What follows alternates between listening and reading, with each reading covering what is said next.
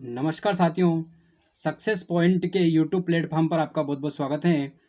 कल हम लोगों ने आदिकाल के बारे में कुछ साहित्य पढ़े थे, जैन साहित्य पढ़े थे, रासो साहित्य पढ़े थे, बहुत सारी चीज़ें पढ़ी थी, जिसका आज हम लोग डिटेल करने वाले हैं। कुछ बचा हुआ भाग जो है आज हम भाग 2 में पढ़ेंगे।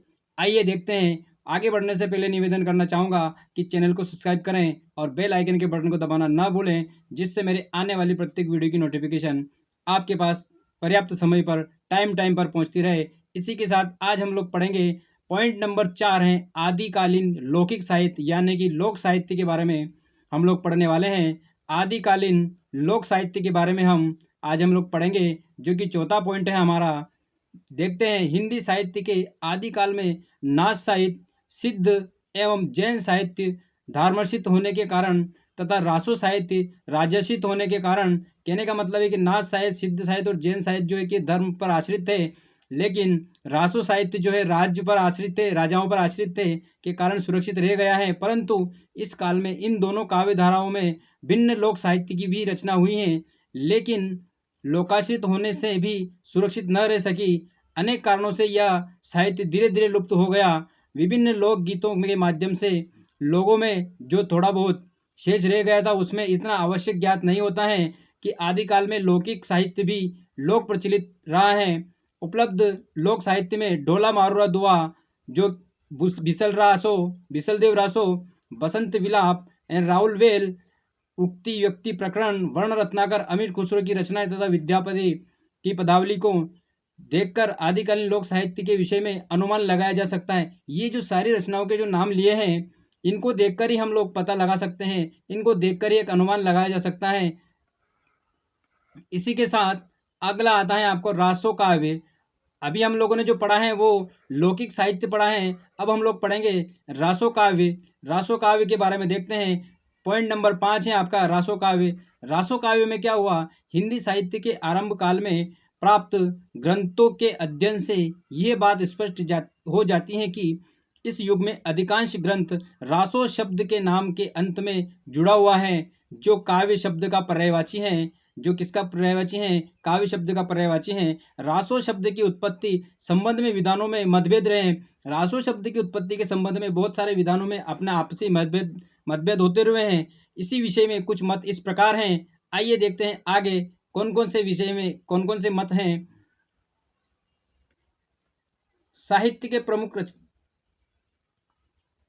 जो रासो साहित्य की जो प्रमुख रचनाएं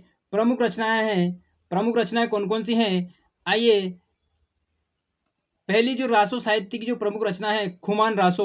आप लोगों को पता होगा कि रासो शब्द पीछे लगा, मतलब ये रासो साहित्य की रचना है। खुमान रासो जो है, खुमान रासो में क्या है, रासो काव्य की परंपरा की प्रारंभिक रचनाओं में खुमान रासो का स्थान सर्वोपरि है। इसके रचयिता दलपत विजय हैं। कहने का मतलब है कि खुमान रासो के जो रचयिता हैं वो कौन है? दलपत विजय हैं। दलपत विजय खुमान रासो के रचयिता हैं। एग्जाम में पूछा जाता है कि खुमान रासो के रचयिता कौन है, तो दलपत विजय खुमान रासो के रचयिता हैं। ये इतना फैक्ट इंपॉर्टेंट है। दलपत विजय, इसका सर्वप्रथम उल्लेख शिव सिंह सेंगर की कृति शिव सिंह सरोज में मिलता है। अब एक प्रश्न और बनता है कि शिव सिंह सेंगर की जो कृति है शिव सिंह सरोज, कहने का मतलब है कि शिव सिंह सरोज किसकी कृति है? शिव सिंह सेंगर की कृति है। शिव सिंह सेंगर की कृति है।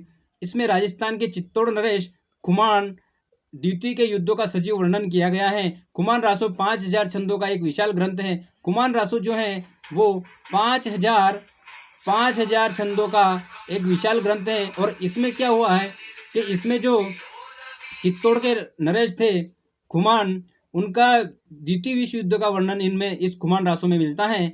इसी के साथ आगे बढ़ते हैं। अगला आता है परमाल रासो। अगला क्या आता है? अगला आता है परमाल रासो।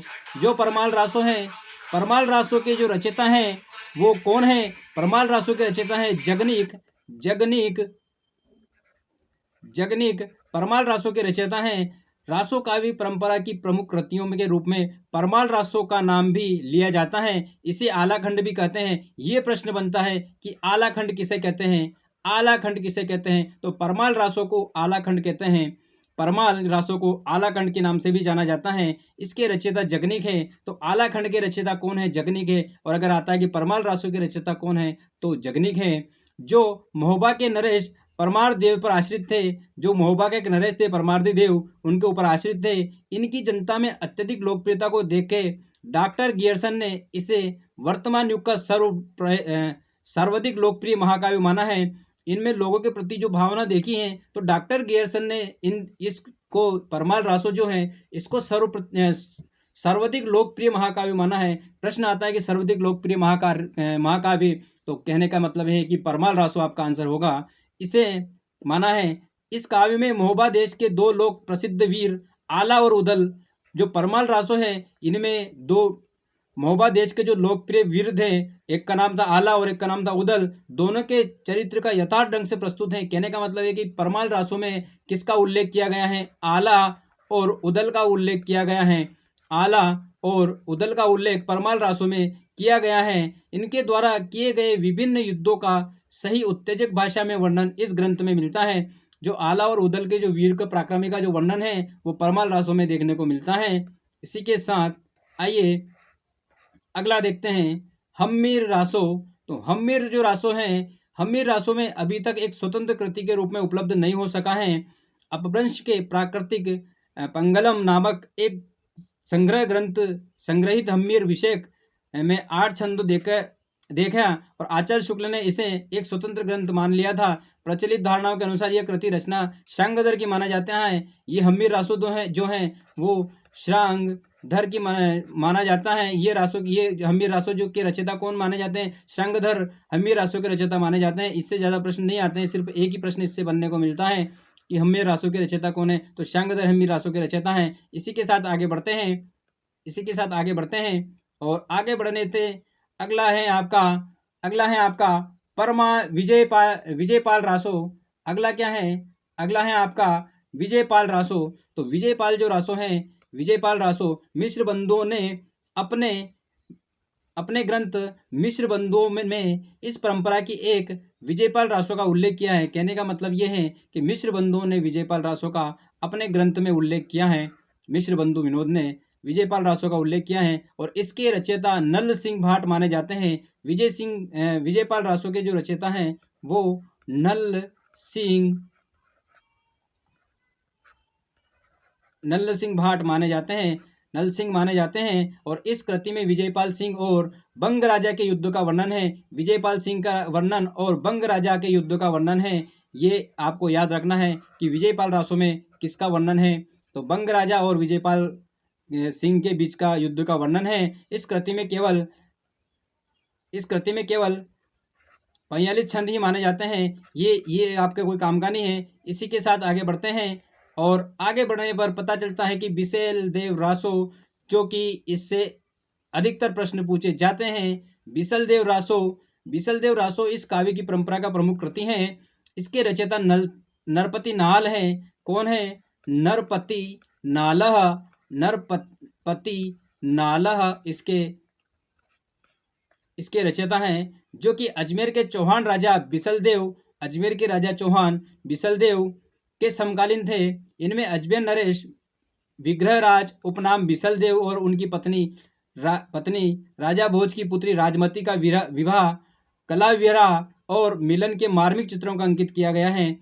इस ग्रंथ में सबसे निराली विशेषता यह है कि यह हिंदी के अन्य रासो ग्रंथ के समान वीरता का प्रशस्तिग्रंथ न होकर कोमल प्रेम के मधुर, मार्मिक और संवेदनशील रूप से अमर चित्र हैं। कहने का मतलब यह है कि इसमें वीर का वर्णन न होकर इसमें प्रेम का और मधुर मार्मिक वर्णन है, जो कि बहुत ही प्रिय है। विलंब श्रृंगार का प्रधान वर्ण विषय है। कहने का मतलब है कि इसमें विप्रलंब श्रृंगार रस जो है उसका प्रमुख वर्णन इसमें किया गया है। और 4 खंडों में विभाजित 125 छंदों का यह छोटा सा काव्य प्रणय संवेदन एवं द्रवणशील हृदयग्राही रूप में है। कहने का मतलब यह है कि बिसल देव रासो जो नरपति नाल का है, इसमें वीर रस का वर्णन न होकर, शॉर्ट में बताता हूं कि इसमें वीर रस का वर्णन न होकर इसमें सिर्फ प्रेम और विरह का वर्णन है, जो कि राजा भोज की पुत्री राजमती का विवाह जो कि बिसल देव के साथ हुआ था, उनका प्रेम का वर्णन इसमें किया गया था। इसी के साथ आगे बढ़ते हैं। Prithviraj Raso most IMP। Prithviraj Raso most IMP fact हैं और इससे प्रश्न देखने को मिलता है। जो पृथ्वीराज रासो हैं वो है चंद्रबरदाई ने लिखा है, चंद्रबरदाई ने लिखा है पृथ्वीराज रासो, चंद्रबरदाई की। और इसी के साथ देखते हैं रासो काव्य परंपरा का सर्वश्रेष्ठ एवं प्रतिनिधि ग्रंथ पृथ्वीराज रासो हैं। मैंने पहले ही बताया था कि सबसे प्रमुख ग्रंथ जो हैं वो पृथ्वीराज रासो हैं और आचार्य शुक्ल ने इसे हिंदी का प्रथम महाकाव्य और इसके रचयिता चंद्रबरदाई को हिंदी का प्रथम कवि माना है। जो शुक्ल जी हैं, शुक्ल जी ने इसे हिंदी का प्रथम महाकाव्य और इसके जो चंद्रबरदाई जी हैं कवि, इनको ही प्रथम कवि माना है। इसी के साथ चंद्रबरदाई दिल्ली नरेश पृथ्वीराज चौहान के प्रमुख सामंत सलाहकार मित्र और राजकवि थे। चंद्रबरदाई जो हैं वो दिल्ली के जो नरेश पृथ्वीराज चौहान हैं उनके प्रमुख सामंत और सलाहकार और मित्र और राजकवि भी थे। इसके विषय में प्रसिद्ध हैं। क्या प्रसिद्ध है इसके विषय में, आइए देखते हैं। इसी के साथ आगे बढ़ते हैं। आदिकालीन कवि का पहला कवि, आदिकालीन हिंदी का पहला कवि। तो आदिकालीन हिंदी का जो पहला कवि है वो कौन है? आदिकालीन हिंदी का पहला कवि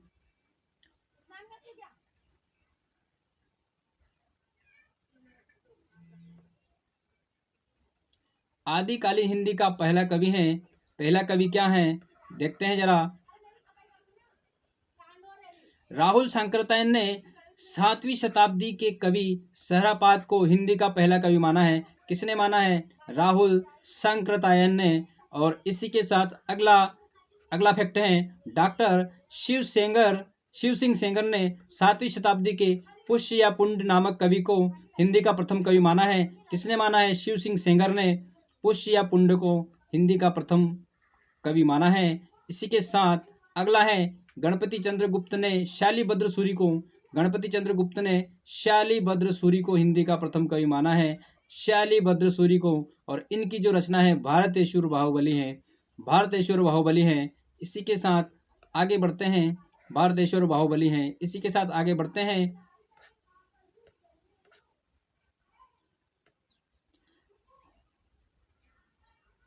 अब आता है आपका रीतिकाल। रीतिकाल को हम अगले लेक्चर में पढ़ेंगे। ये जो अभी तक हमने पढ़ा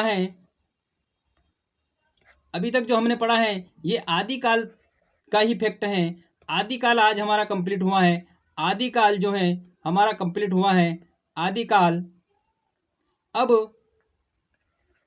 अगले लेक्चर में हम लोग पढ़ेंगे रीतिकाल के बारे में पढ़ेंगे। आदिकाल आपका पूरा हो चुका है और आदिकाल का जो पोर्शन बचा हुआ था वो मेरे द्वारा कंप्लीट हो गया है। इसी के साथ अभी भी जिसने लाइक नहीं किया है लाइक करें और कमेंट्स करें और चैनल को सब्सक्राइब करें और मेरे आने वाली वीडियो की नोटिफिकेशन पाने के लिए बेल आइकन के बटन को दबाना ना भूलें, जिससे मेरी आने वाली प्रत्येक वीडियो की नोटिफिकेशन आपके पास पहुंच जाए।